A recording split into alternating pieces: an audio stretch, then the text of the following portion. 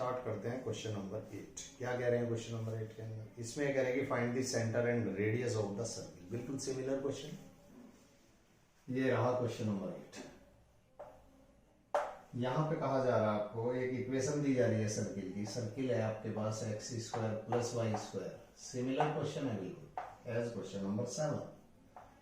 -8x plus 10y -12 is equal to 0। निकालना क्या है? वही सेंटर, वही रेडियस, दो चीजें आपको निकालनी। तो क्या एक्स स्क्वायर वाई स्क्वायर के कोफिशिएंट यूनिटी हैं? ऑब्वियसली यूनिटी हैं। तो कंपेयर करेंगे जनरल इक्वेशन से, x square plus Y square plus 2gx plus 2fy और plus c is equal to 0।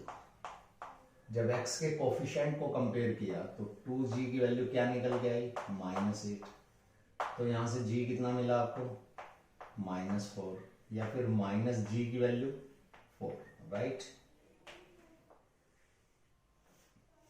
Okay, अब बात करेंगे y के कोफिशिएंट की। तो 2f इज इक्वल टू कितना? 10। तो f की वैल्यू 5, और अगर यहां मैं -f निकालूं तो भाई -5 हो जाएगा। चलिए, c यानी कि कांस्टेंट टर्म कितनी? -12। अच्छा, इस जनरल इक्वेशन का सेंटर कहां होता है? सेंटर होता है -g, -f के ऊपर। तो दोनों वैल्यू आपके पास है, 4, -5 हो जाएगा। वहीं रेडियस की अगर हम बात करें तो रेडियस कैसे कैलकुलेट करेंगे? √g² plus f² minus c से। ठीक है, वैल्यू डाल देते हैं। अब देखो g का स्क्वायर करना है, यहां से ले लो 16, f² किया तो 25, और c की वैल्यू -12 है। फॉर्मूले में भी माइनस होता है, तो भाई +12 हो जाएगा। तो r इज इक्वल टू कितना बनता हुआ नजर आ रहा है आपको? इसका जरा सम अप कर दो आप। तो क्या कितना हो गया? ये और ये मिलके तो कितना हो गया? 28, और 28 जब इसके साथ जाएगा तो 53 हुआ। 53 हुआ ना? यस। तो ये आपकी रेडियस,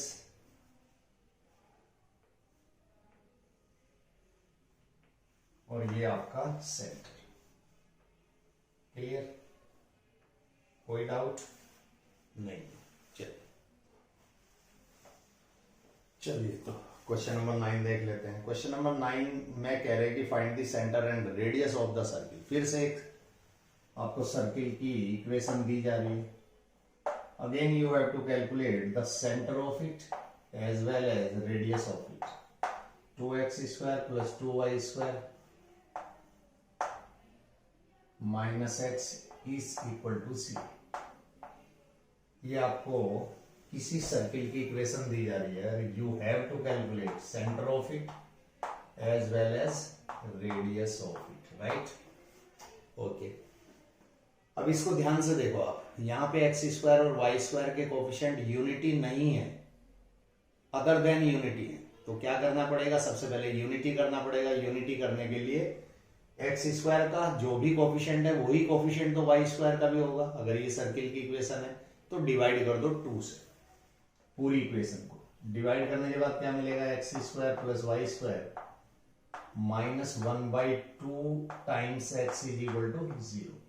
अब मैं इसको कंपेयर करूंगा जनरल इक्वेशन से, जो है मेरी x² plus y² plus 2gx plus 2fy और plus c is equal to 0।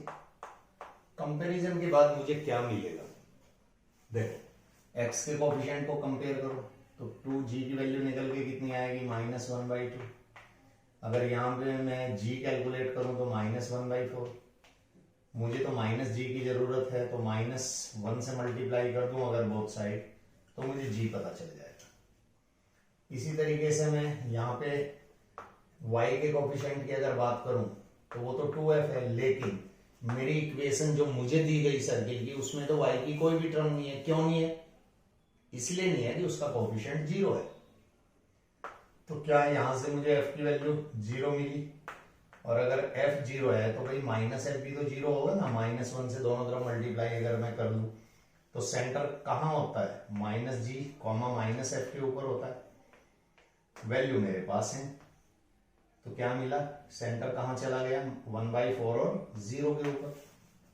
ठीक है, यही अगर मैं c यानी कि कांस्टेंट टर्म की वैल्यू निकालना चाहूं, दी गई इक्वेशन से अगर मैं जनरल इक्वेशन को कंपेयर किया तो दी गई इक्वेशन में तो कांस्टेंट टर्म ही नहीं है, तो इसका मतलब c की वैल्यू 0 है। अब मुझे केवल रेडियस कैलकुलेट करनी है। कैसे कैलकुलेट करते हैं, using the formula under root g² plus f² minus c से। वैल्यू सारी अपने पास है, एक एक करके डालना शुरू करते हैं। g² यहां से ले लो तो 1/16, स्क्वायर भी तो करना है ना, इसलिए f 0, c भी 0। तो r की वैल्यू कितनी मिली आपको, अंडर रूट 1/16, और 1/16 का मतलब 1 का अंडर रूट तो 1 होता है, लेकिन 16 का तो 4 होता है ना, तो रेडियस कितनी मिल जाएगी, 1/4। दो ही चीजें निकालनी थी आपको, सेंटर निकालना था जो 1/4, 0 पे चला गया, और रेडियस निकालनी थी जो आपको निकल के आई 1/4। तो ये था हमारा क्वेश्चन नंबर 9। तो क्वेश्चन नंबर 10 देख लेते हैं। क्वेश्चन नंबर 10 में कह रहा है कि find the equation of the circle. इतना पार्ट पढ़ने के बाद मेरे दिमाग में दो चीजें आने लगी कि मुझे किसी तरीके से अगर सेंटर पता चल जाए और मुझे रेडियस पता चल जाए तो मैं सर्किल की इक्वेशन निकाल सकता हूं। ठीक है, तो कह रहा है कि find the equation of the circle passing through the point A and be with coordinate 4, 1 and 6, 5। तो दो पॉइंटों से ये पास हो रहा है। तो ये है हमारा क्वेश्चन नंबर 10, और मैं एक रैंडम स्केच अगर इसका बनाऊं तो वो कुछ इस तरीके से मुझे दिखाई देगा। ये एक सर्किल, मेरा रिक्वायर्ड सर्किल, दो पॉइंटों से पास हो रहा है। एक पॉइंट कहीं भी मान सकते हो आप, वो जो दिया गया 4, 1। एक और पॉइंट है, इसको मैं B कह देता हूं, 6, 5। और क्या कहता है, और कहता है कि and whose centre lie on the line. एक लाइन है जो इसके सेंटर से पास हो रही है, और इस लाइन की इक्वेशन है 4x + y = 16। इसका जो सेंटर है ना, जिसके कोऑर्डिनेट HK है, मान लिया, मुझे मालूम नहीं अभी क्या है, और इसकी रेडियस को मैं r मान लेता हूं, क्योंकि अभी मुझे पता ही नहीं कि रेडियस कितना है। तो इस सर्किल का सेंटर इस लाइन के ऊपर एग्जिस्ट करता है, ऐसा क्वेश्चन में दिया गया। ठीक है, चलो, तो भाई सर्किल की इक्वेशन क्या हो जाएगी, अगर उसके सेंटर के कोऑर्डिनेट HK हो और रेडियस उसकी r हो, तो ये तो स्टैंडर्ड ही हो गया ना। तो उसकी इक्वेशन हो जाएगी, इक्वेशन ऑफ सर्किल, वो तो हो जाएगी x - h whole square plus y - k whole square is equal to r²। जैसे ही आपको h और k यानी सेंटर के कोऑर्डिनेट पता चलेगा और साथ साथ रेडियस पता चलेगी, तो आपको आपके सर्किल की इक्वेशन आ जाएगी। अब यहां पे क्या कहा गया, यहां पे कहा गया कि as centre with coordinate hk lies on the line. कौन सी लाइन भाई, वो है हमारी 4x + y = 16। इस पे लाई करता है, तो इस पे लाई करता है, तो इसका मतलब सेंटर इस को सेटिस्फाई करेगा, यानी सेंटर के जो भी कोऑर्डिनेट होंगे, the coordinate of the centre will satisfy the line through which centre is passing, या centre lie on this line. चलिए, तो पास करा देते हैं या सेटिस्फाई करा देते हैं, कुछ भी आप बोलो। तो 4h + k = 16। देखो, मुझे h और k में एक रिलेशन तो मिल गया, अगर एक रिलेशन और मिल जाए तो मेरी बात बन जाए, उसकी कोशिश करते हैं। अब ये देखो कि ये जो सेंटर की इक्वेशन है, ये कहां से पास हो रहा है, ये पास हो रहा है A और B पॉइंट से। याद करो कि जब मैंने आपको डेफिनेशन ऑफ द सर्किल को एक्सप्लेन किया था, तो मैंने ये एक्सप्लेन किया था कि it is a locus of a point in a plane which moves in such a way that the distance of it from a fixed point is always constant. यानी ये वो मूविंग पॉइंट था जिसके coordinate x, y थे, और ये centre था जो फिक्स था, और इसके कोऑर्डिनेट क्या थे, h के थे, और ये वो कांस्टेंट डिस्टेंस है जिसको मैं रेडियस कह रहा हूं। तो ये वो पॉइंट है ना जो मूव करता है, P मूव करता है। तो P मूव करता है, तो ये जब यहां आया होगा तो इसके कोऑर्डिनेट क्या बन गए होंगे, 4,1, और जब यहां आया होगा इस पॉइंट के ऊपर तो XY यानी कि P पॉइंट के कोऑर्डिनेट क्या बने होंगे, 6,5। तो यहां पे हम लिखेंगे as the above circle passes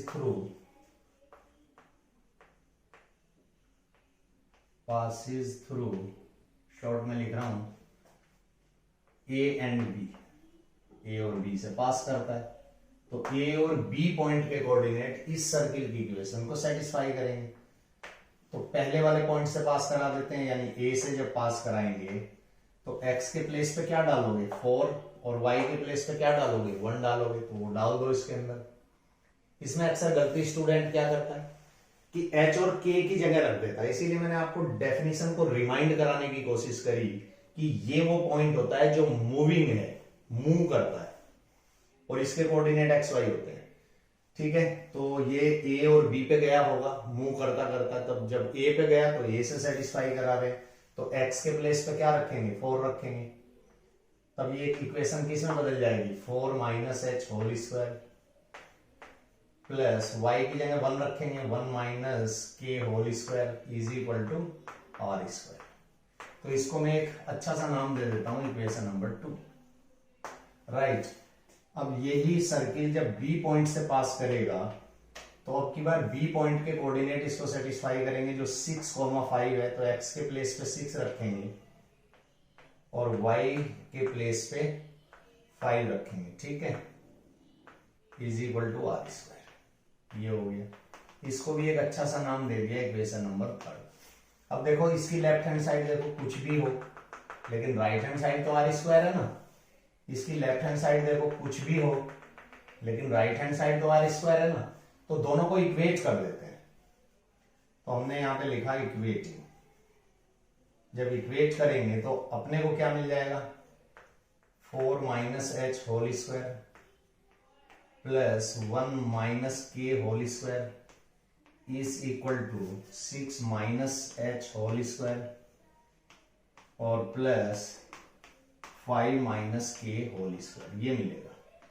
whole square को अगर ओपन कर दिया जाए तो यहां से मिलेगा हमें एच स्क्वायर। चलो मैं आपको सिस्टमेटिकली लिख देता हूं, फिर आप कंफ्यूज करोगे। तो 16 plus H square minus 8h, दूसरे वाले ब्रैकेट को ओपन करेंगे तो मिलेगा 1 प्लस के स्क्वायर और माइनस 2k, वही a माइनस बी का होल स्क्वायर के फॉर्मूले से मैंने ओपन किया। राइट हैंड साइड में आ जाओ तो क्या मिल जाएगा, 36 plus H square minus 12h, second वाले ब्रैकेट को ओपन करेंगे तो मिलेगा 25 प्लस के स्क्वायर माइनस 10k। क्या कैंसिल हुआ, क्या बचा, वो जरा देख लेते हैं। एक तो आप देख पा रहे हो कि एच स्क्वायर कैंसिल हो गया, एक आप देख पा रहे हो कि स्क्वायर कैंसिल हो गया, राइट। और क्या कैंसिल हुआ, फिलहाल तो कुछ नजर नहीं आ रहा है। तो यहां से देखो क्या मिला, 16 के अंदर 1 को ऐड करो, 17 हो गया, तो 17 तो ये हो गया। और क्या बचा हुआ है, माइनस 8h बचा हुआ है, और क्या बचा हुआ है भाई, माइनस 2k बचा हुआ है। वहीं अगर मैं राइट हैंड साइड की बात करूं तो 36 और 25 को ऐड कर लो, कितना हो गया, 61 हो गया। और क्या बच गया आपके पास, माइनस 12h बच गया, और क्या बचा हुआ है, माइनस का 10k बचा हुआ है। h और k को एक साइड ट्रांसपोज करो, इस h को उठा के इधर लाओ, के वाली टर्म को उठा के भी लेफ्ट हैंड साइड में लाओ और 17 को इधर ले जाओ। तो आफ्टर ट्रांसपोज हमें क्या मिलेगा, हमें मिल जाएगा 4h, क्योंकि ये फैक्टर जब इधर आएगा पॉजिटिव हो जाएगा और 8h निगेटिव पहले से ही थे, तो बैलेंस यानी कि जब दोनों टर्म को क्लब करोगे तो आपको मिल जाएगा 4h। ये इधर आएगा तो आपको मिल जाएगा 8k। अब राइट हैंड साइड में देख लेते हैं, यहाँ पे ऑलरेडी मेरे पास कितना है भाई, राइट हैंड साइड में 61 है और 17 जब इधर जाएगा तो 44 बचेगा, तो ये बच गया 44।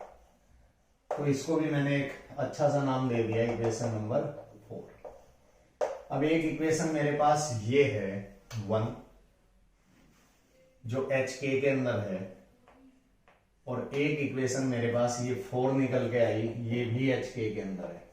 क्या मैं दोनों इक्वेशन को सॉल्व करूंगा, अगर दोनों इक्वेशन अगर सॉल्व करूं तो क्या मुझे HK की वैल्यू मिल जाएगी? बिल्कुल मिल जाएगी। ये इक्वेशन नंबर 1 है। क्या करें, दोनों को सब्ट्रैक्ट कर दें, क्योंकि HK कोफिशिएंट इक्वल है, तो इसको मैंने सब्ट्रैक्ट कर दिया, माइनस, ये भी माइनस और ये भी माइनस, तो ये वाली टर्म तो कैंसिल होगी।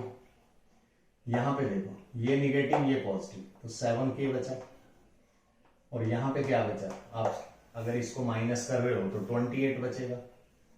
तो यहां से k की वैल्यू तो पता चल गया आपको, जो 4 है।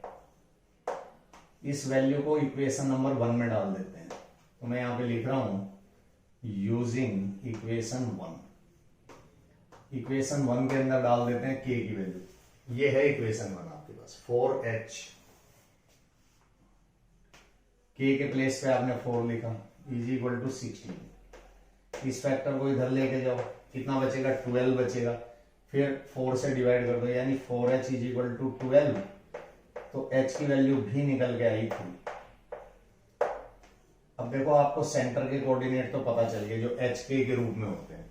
तो सेंटर कितना हो गया भाई, सेंटर हो गया आपको, पहले h लिखेंगे फिर k की वैल्यू लिखेंगे, राइट। अब तो केवल आपको रेडियस निकालनी है ना, तो रेडियस निकालने के लिए इक्वेशन नंबर 2 का इस्तेमाल कर लेते हैं, क्योंकि HK मालूम है हमें। तो इक्वेशन 1 को यूज कर लेते हैं, और इतना पार्ट में जरा इसका इधर वाला पोर्शन में रब कर देता हूं, ठीक है। चलो, तो यूजिंग इक्वेशन 2, यहां पे देखो 4 माइनस h की वैल्यू देखो, वहां से लो कितना है, 3 whole square plus 1 minus k की वैल्यू वहां से लो, सेंटर के कोऑर्डिनेट जस्ट अभी अभी निकाले, is equal to r square. तो यहां से कितना मिला, 1 का स्क्वायर तो 1 ही होता है, और यहां से कितना मिलेगा, -3, लेकिन स्क्वायर करोगे तो पॉजिटिव हो जाएगा, तो 1 + 9 आपको मिलेगा, है ना। तो r स्क्वायर की वैल्यू क्या मिलेगी, 10। अंडर रूट लेने की जरूरत इसलिए नहीं है कि फॉर्मूले में ही मुझे डायरेक्ट r स्क्वायर की वैल्यू की जरूरत पड़ेगी। इन सभी वैल्यूज को जब मैं यहां पे सब्स्टिट्यूट करूंगा तो मुझे रिक्वायर्ड इक्वेशन क्या मिलेगी, रिक्वायर्ड इक्वेशन मेरे पास हो जाएगी x माइनस h मतलब 3 का whole square plus y minus k मतलब 4 का whole square is equal to r square मतलब 10, और यही मेरी रिक्वायर्ड इक्वेशन ऑफ सर्किल होगी।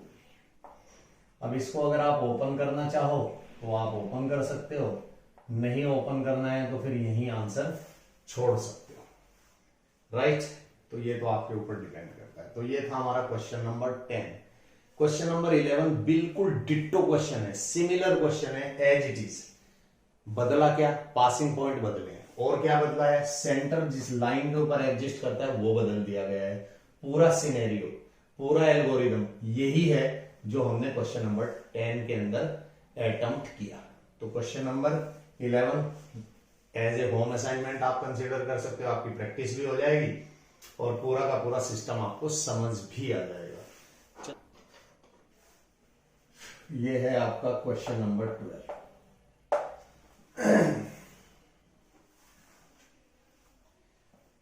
चलिए, तो क्वेश्चन नंबर 12 देखते हैं। क्वेश्चन नंबर 12 में कह रहे हैं कि find the equation of the circle with radius 5 radius आपको दी जा रही है 5, 50% प्रॉब्लम तो सॉल्व होगी है आपकी। Whose centre lie on x axis, उसका जो सेंटर है वो एक्स एक्सिस पे लाई करता है। अगर वो एक्स एक्सिस पे लाई करेगा तो एक्स एक्सिस पे कोई भी पॉइंट आप कंसीडर करो, वाई की वैल्यू तो हमेशा हमेशा 0 होती है, तो इसका मतलब जो के है वो तो हमारा 0 हो जाएगा ना, क्योंकि सेंटर हमारा कहाँ है, एक्स एक्सिस के ऊपर है। मैं लिख भी देता हूं, centre on x axis, right, and passing through the point 2, 3, और जो पासिंग पॉइंट है ना जिससे वो सर्किल पास हो रहा है वो 2, 3 से पास हो रहा है। तो अगर मैं इसका एक रैंडम स्केच बनाऊं तो कुछ ऐसा दिखेगा। ये वो सर्किल जिसकी इक्वेशन हम निकालने की कोशिश कर रहे हैं, इसका सेंटर एक्स एक्सिस के ऊपर एग्जिस्ट करता है, ये एक्स एक्सिस है जैसा कि क्वेश्चन में दिया गया। तो इसके सेंटर के जो कोऑर्डिनेट हैं वो हो जाएंगे h, 0, और ये किसी पर्टिकुलर पॉइंट से पास हो रहा है। उस पॉइंट को अगर मैं a मान लूं तो उसके कोऑर्डिनेट हैं 2, 3। अब इसकी अपनी कोई रेडियस तो होगी ना, r जो दे रखी है क्वेश्चन के अंदर वो 5 है।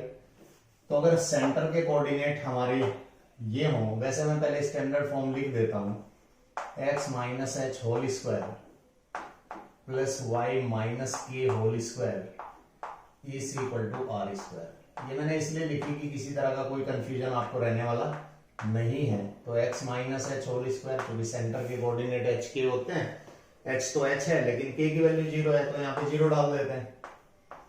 तो y माइनस 0 होल स्क्वायर और r की वैल्यू 5 है, स्क्वायर करेंगे तो 25, राइट, ओके। तो ये हो गया आपका x minus H whole square plus Y square is equal to 25। और ये जो सर्किल है ना भाई आपका, इसको मैंने इक्वेशन ए कहा, ये तो ए पॉइंट से पास हो रहा है ना, तो हम लिखेंगे as the above circle, as the above circle passes through, कहां से पास हो रहा है, ए पॉइंट से। कोऑर्डिनेट क्या दिए गए 2, 3, तो इसको ए पॉइंट से पास करा दो। तो मैं ए से पास करा रहा हूं, ए से पास करा रहा हूं। ध्यान देना जरा, ये वही पॉइंट है जो x, y के रूप में होता है, यही तो मूविंग पॉइंट है ना जो चलता है। तो x के प्लेस पे डालना 2 और y के प्लेस पे डालना 3, तब ये क्या हो जाएगा 2 minus H whole square plus 3 square is equal to 25, ठीक है।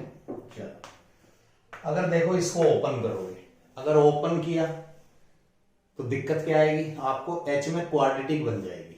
नहीं ओपन करो तो ऐसे ही चलने दो। तो यहां से मिलेगा 2 माइनस एच होल स्क्वायर, और ये कितना हो गया 9, और वो कितना है 25।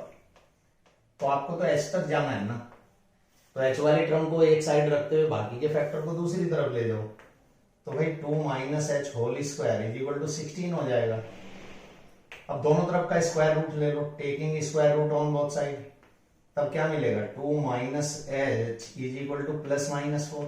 मैंने क्यों लिखा प्लस माइनस, इसलिए लिखा कि h के बारे में तो मुझे मालूम ही नहीं है कि h जो पॉइंट है सेंटर का, जो x कोऑर्डिनेट है, हो सकता है कि वो ओरिजिन के राइट में हो सकता है वो ओरिजिन के लेफ्ट में हो। तो h के बारे में चूंकि कोई जानकारी नहीं थी, इसलिए मुझे जब स्क्वायर रूट लिया तो मुझे प्लस माइनस यूज करना पड़ा, ठीक है।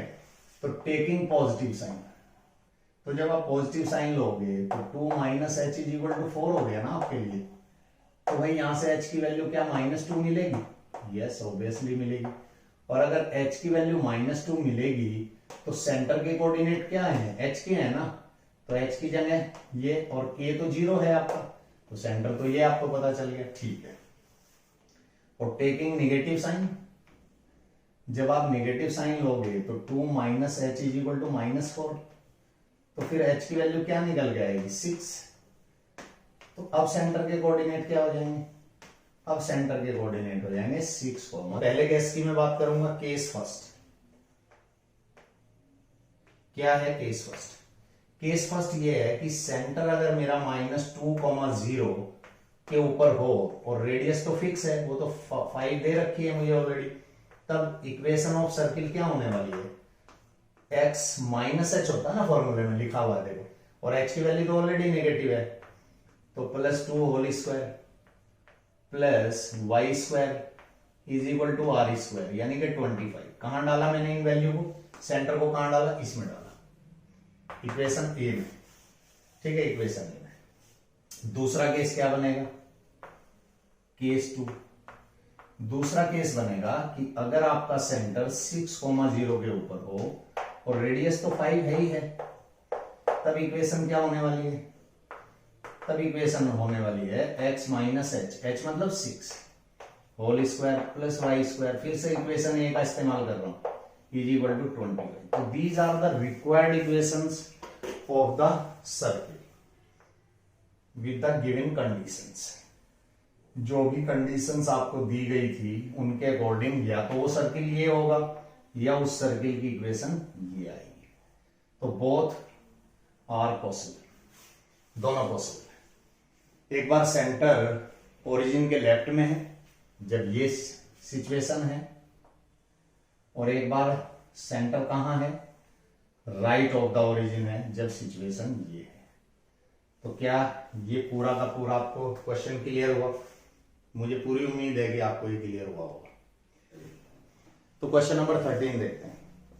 क्वेश्चन नंबर 13 में कह रहे हैं कि भाई find the equation of the circle passing through 0 0 0 0 से पास होता है and making intercepts A and be on the coordinate axis.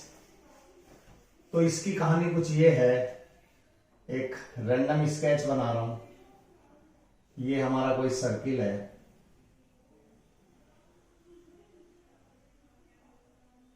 इस सर्किल की कैरेक्टरिस्टिक ये है कि ये सर्किल ओरिजिन से पास हो रहा है, तो ओरिजिन कहीं इसकी सर्कमफ्रेंस पे लाई करता है। और क्या है, कह रहा कि ये एक्सिस के साथ, एक्सिस बोल रहा हूं मैं, ठीक है, ए और बी का इंटरसेप्ट काटता है। This is the x intercept, this is the y intercept. अगर मैं ए और बी को ज्वाइन कर दूं, ए और बी को अगर ज्वाइन कर दूं, तो क्या सर्किल का सेंटर इस ए बी लाइन के ऊपर ज्वाइन करेगा, वो सॉरी एग्जिस्ट करेगा? बिल्कुल करेगा, ना ऊपर करेगा ना नीचे करेगा, इसी के ऊपर एग्जिस्ट करेगा या लाई करेगा। क्यों करेगा? ये एंगल बताओ कितना होता है, 90 होता है ना, जहां एक्स और वाई एक्सिस एक दूसरे को इंटरसेक्ट करती है। और आपने 9th या 10th में एक थ्योरम पढ़ी होगी कि angle made in semi circle is a right angle. अगर इस एंगल को राइट होना है तो इतने पार्ट को सेमी सर्किल बनना पड़ेगा, और सेमी सर्किल ये तभी बनेगा जब ए बी डायमीटर होगा, और अगर ये डायमीटर होगा तो सेंटर ऑफ द सर्किल से तो पक्का पास होगा ही होगा। क्यों? कि आपको मालूम है कि diameter is the longest code of the circle which is passing through the centre of the circle. ये इसके पीछे रीजन है। तो क्या आप मुझे ए पॉइंट के कोऑर्डिनेट बता सकते हो? Very easy, a, 0। इसी तरीके से बी पॉइंट के कोऑर्डिनेट की अगर मैं बात करूं तो 0, b। और ये तो आप बहुत अच्छे से जानते हो कि जो डायमीटर होता है, डायमीटर का सेंटर मिड पॉइंट होता है। तो मिड पॉइंट के कोऑर्डिनेट यानी कि सी कौन है? सी ए बी डायमीटर का क्या है? मिड पॉइंट है। और मिड पॉइंट के कोऑर्डिनेट तो आपको निकालने आते हैं, x1 प्लस x2/2। और y कोऑर्डिनेट कैसे निकलेगा? y1 प्लस y2/2 निकल गया। तो सेंटर पता चल गया। अब तो केवल रेडियस निकालनी है ना आपको। तो रेडियस निकालना तो एकदम आसान है कि अगर सेंटर ऑफ द सर्किल से सर्कमफ्रेंस के किसी भी पॉइंट को मिला लो, तो मैं चाहता तो ए के साथ, मैं चाहता तो बी के साथ, और मैंने चाहा तो ओ के साथ, किसी के भी साथ डिस्टेंस फॉर्मूला लगा के रेडियस निकाली जा सकती है। क्योंकि सी से लेके ए तक भी रेडियस है, सी से लेके ओ तक भी रेडियस है, और सी से लेके बी तक भी रेडियस है। लेकिन मैंने ओ को क्यों चूज किया? उसका रीजन ये है कि भाई ओ के जो कोऑर्डिनेट होते हैं ना, वो पूरी दुनिया को पता है कि 0 0 होते हैं। तो मेरे लिए आसान हो जाएगा तो मैं OC कैलकुलेट कर रहा हूं, तो OC तो रेडियस के बराबर होगा ना, और स्क्वायरिंग बोथ साइड अगर कर दूं तो क्या मिलने वाला है मुझे, OC square is equal to R square, यानी जो भी O से लेकर C तक की डिस्टेंस होगी अगर मैं उसका स्क्वायर करूं तो मुझे रेडियस का स्क्वायर मिल जाएगा। और डिस्टेंस फॉर्मूला लगा के जब मैं इसको निकालूंगा तो कैसे निकालूंगा, x2 minus x1 whole square, इसीलिए मैंने O को चूज किया था, क्योंकि O के कोऑर्डिनेट 0 0 होते हैं, तो सब्ट्रैक्शन वगैरह में मुझे कोई दिक्कत ही नहीं होने वाली है। और y2 minus y1 whole square is equal to R square, या फिर R square is equal to a square by 4 और प्लस b स्क्वायर बाई 4।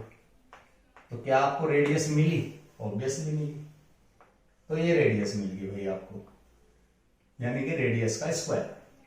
क्यों मैंने स्क्वायर निकाला, क्योंकि फॉर्मूले में मुझे स्क्वायर की जरूरत पड़ती है ना।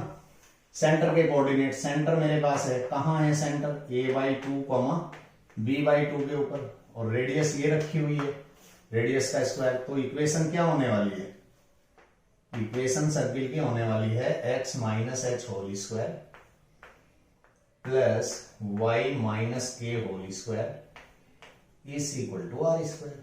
यही तो होती है। सेंटर कहां होता है इसका, सेंटर कहां होता है इसका, एच के ऊपर, मालूम है ना आपको। तो सेंटर के कोऑर्डिनेट है मेरे पास, इसमें सब्स्टिट्यूट कर देता हूं, x माइनस 1/2 का square plus y minus b/2 का square is equal to R square. कितना निकल गया, उसकी वैल्यू डाल दो यहाँ पे, a स्क्वायर बाई 4 और plus b square by 4, right. अब आपकी मर्जी है, ओपन करना है तो ओपन करो। अगर मैंने इसको ओपन किया तो यहां से मुझे x स्क्वायर मिलेगा, यहां से y स्क्वायर मिलेगा, फिर पहले वाले होल स्क्वायर से मुझे ax मिलेगा, दूसरे वाले से मुझे माइनस bx मिलेगा, और यहां से एक और टर्म मिलेगी that is a square by 4, और दूसरे वाले से मिलेगा b स्क्वायर बाई 4, और राइट हैंड साइड में मेरा क्या रखा हुआ है, a square by 4 plus b square by 4, right. क्या कटता है क्या बचता है, हिसाब लगाते हैं। ये टर्म कैंसिल हो जाती है, ये वाली टर्म भी कैंसिल हो जाती है। कैंसिल कब करोगे, जब दोनों के साइन एक जैसे हो, प्लस प्लस हो या माइनस माइनस हो, राइट।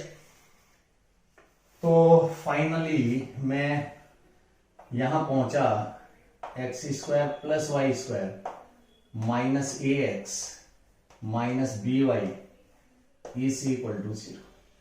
आप इस इक्वेशन को देख के बता सकते हो इसमें कोई कांस्टेंट टर्म है क्या, नहीं है ना, नहीं है। इस बात का क्या इंडिकेशन है, मतलब क्या सिग्निफाई करती है, क्या ये बात सिग्निफाई नहीं करती कि ये सर्किल जिसकी इक्वेशन ये लिखी हुई है वो ओरिजिन से पास होगा। ऑब्वियसली ये ओरिजिन से पास हो रहा है, इसलिए तो कांस्टेंट टर्म नहीं है। तो this is the required equation, ठीक है। चलिए क्वेश्चन नंबर 14 देखते हैं। क्वेश्चन नंबर 14 में कह रहे हैं कि भाई find the equation of a circle with centre. Centre आपको गिवन है आपकी बात 2,2 के ऊपर, और क्या गिवन है, and passing through the point, एक पासिंग पॉइंट दिया गया। क्या है पासिंग पॉइंट, 4,5। तो एक रैंडम स्केच अगर इसका मैं बनाऊं तो कुछ आपको ऐसा दिखेगा, लाइक दिस, कुछ ऐसा दिखेगा। सेंटर आपके पास विद कोऑर्डिनेट 2,2, और सर्किल जिस पॉइंट से पास हो रहा है, अगर उस पॉइंट को ए मान लिया जाए तो उसके कोऑर्डिनेट भी गिवन है, राइट। तो इस सर्किल की इक्वेशन, स्टैंडर्ड इक्वेशन क्या होती है, x minus H whole square plus Y minus के whole square is equal to R square. आपको दो ही चीजें तो चाहिए ना सर्किल का इक्वेशन निकालने के लिए, एक उसका सेंटर और दूसरा उसका रेडियस। सेंटर तो गिवन है आपको, है ना, सेंटर तो गिवन है। और क्या आप इस बात से एग्री करोगे कि सेंटर से अगर सर्क्यूमफ्रेंस के किसी भी पॉइंट को मिला दे तो वो रेडियस के इक्वल होता है, होता है कि नहीं होता, होता है, ठीक है। तो इसका मतलब क्या है कि सी ए क्या दे देगा मुझे, रेडियस दे देगा। और चूंकि फॉर्मूले में मेरा R स्क्वायर है तो स्क्वायरिंग बोथ साइड कर दूं, उससे फायदा क्या होगा, उससे फायदा ये होगा कि जब मैं C और A के बीच की डिस्टेंस निकाल रहा हूँ तो डिस्टेंस फॉर्मूला मुझे अप्लाई करना पड़ेगा जो अंडर रूट के साथ होता है। तो अंडर रूट से भी बचूंगा, और चूंकि मुझे तो आर स्क्वायर चाहिए, तो स्क्वायरिंग बोथ साइड मैंने किया, तो c a square is equal to क्या मिला, r square. C a square कैसे कैलकुलेट करूंगा, डिस्टेंस फॉर्मूला यूज करके, x2 minus x1 whole square plus y2 minus y1 whole square is equal to are square. यानी कि are square मुझे कितना मिल जाएगा, यहां से देखो 4 मिलेगा, यहां से देखो 9 मिलेगा, तो आर स्क्वायर की कैलकुलेशन मुझे क्या मिली 30। तो मुझे रेडियस का स्क्वायर मिला जिसकी मुझे जरूरत थी। तो सारी वैल्यूज अगर मैं यहां पे रख दूं तो रिक्वायर्ड इक्वेशन क्या हो जाएगी, देखो x माइनस h कितना है 2 whole square plus y minus k कितना है 2 होल स्क्वायर और आर स्क्वायर का मतलब 13। आप चाहो तो यही ड्रॉप करो, आप ओपन अगर करना चाहते हो तो एक्स स्क्वायर पहले वाले से, दूसरे वाले से Y square minus 4x minus 4y, और क्या मिलेगा यहां से पहले ब्रैकेट से प्लस 4, दूसरे ब्रैकेट से वो भी प्लस 4, 13 को अगर लेफ्ट साइड में ट्रांसपोज कर दें तो फाइनली हम पहुंच जाते हैं x square plus Y square minus 4x minus 4y और minus 5 is equal to 0 which is required equation of the given circle. क्या क्वेश्चन क्लियर हुआ? लास्ट क्वेश्चन में कहा जा रहा है कि डज द पॉइंट, हमें पॉइंट दिया गया A with coordinate minus 2.5 comma 3.5, right, 3.5 ये दिया है। क्वेश्चन की लैंग्वेज को पूरा पढ़ देता हूं। कहता है कि does the point A lie inside, outside और ऑन द सर्किल। सर्किल की इक्वेशन दी जा रही है आपको, सर्किल है आपका x square plus Y square is equal to 25, ये सर्किल की इक्वेशन है, ठीक। तो ये आपको सर्किल की इक्वेशन दी जा रही है, ठीक। चलिए, तो इस सर्किल की इक्वेशन को पहचानते हो इसको, तो एक बार मैं फिर से आपको समझाने की कोशिश करूंगा। स्टैंडर्ड फॉर्म मेरे पास है x minus H whole square plus y minus के whole square is equal to are square. इसका सेंटर कहां है, एच के ऊपर है, रेडियस कितनी है r है, यही है ना भाई। अगर इसके सेंटर को मैं ओरिजिन पे शिफ्ट कर दूं तो h की वैल्यू कितनी हो जाएगी 0 और k कितना हो जाएगा 0। तब ये इक्वेशन कैसी नजर आएगी आपको, क्या आपको ऐसी नहीं नजर आएगी x minus 0 whole square plus y minus 0 whole square is equal to are square, कुछ ऐसी नजर आएगी। या फिर x square plus Y square is equal to are square. और जब मैंने चैप्टर एक्सरसाइज की शुरुआत या चैप्टर की शुरुआत करी थी या सर्किल की शुरुआत करी थी, जब मैंने आपको सर्किल की शुरुआत करी थी तो मैंने ये भी बताया था ना कि it is also a standard form of a circle with centre 0 0 and radius r। बताया था कि नहीं बताया था? तो ये आपको याद रखनी है, दोनों फॉर्म आपको याद रखनी है, ठीक है। तो यहां पे देखते हैं, तो मैं इसको जरा स्टैंडर्ड फॉर्म में लिखूं अगर, तो x square plus Y square is equal to are square. Compare करने के बाद पता चला कि इसका सेंटर कहां है 0 0 के ऊपर, और इसकी रेडियस कितनी है 5 यूनिट, ये रही 5 यूनिट।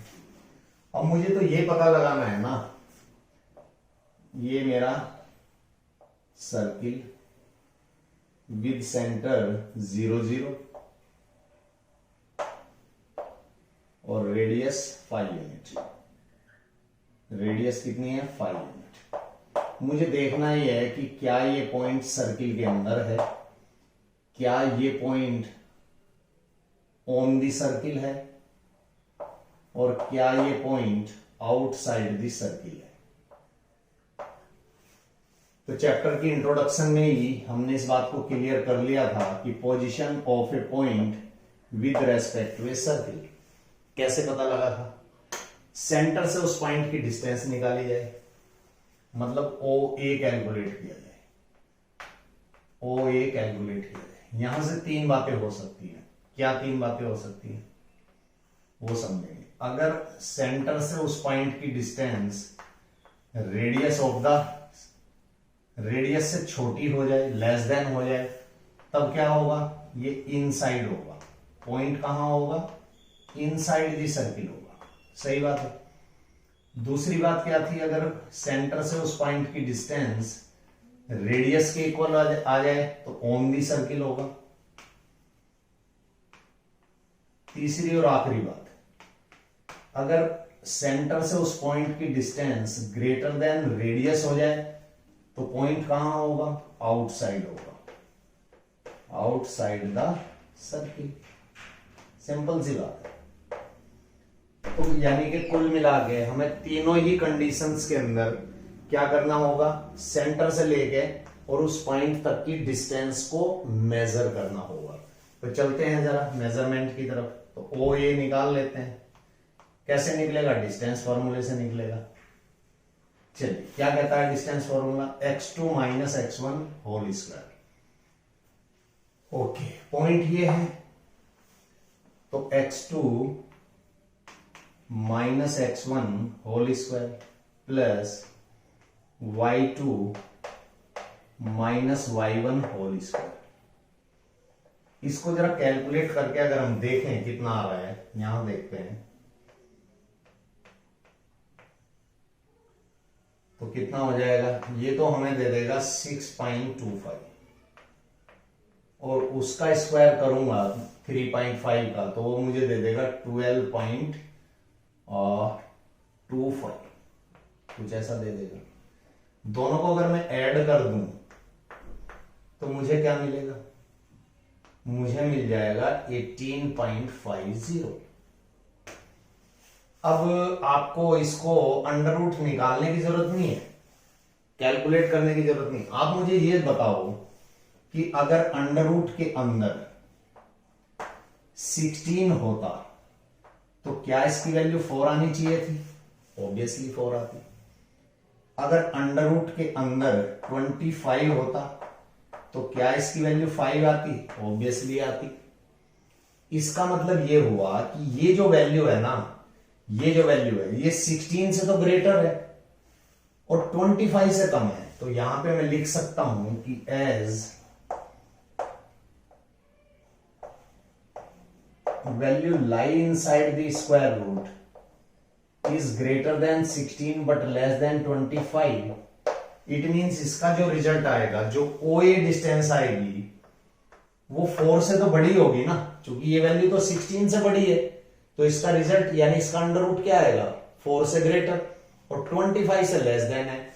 तो अगर 25 से लेस देन है तो इसका स्क्वायर रूट कितना आएगा, 5 से लेस देन आएगा। इसका मतलब ये हुआ कि जो OA डिस्टेंस है ना वो 4 से तो ग्रेटर है लेकिन 5 से लेस देन है, और भाई 4 से बड़ी है लेकिन 5 से लेस देन है। इसका मतलब ये पॉइंट ए पॉइंट कहां है, इसका मतलब क्या है, it implies that point A lie inside the circle, inside the circle. Clear, any doubt, कोई डाउट है तो बताओ।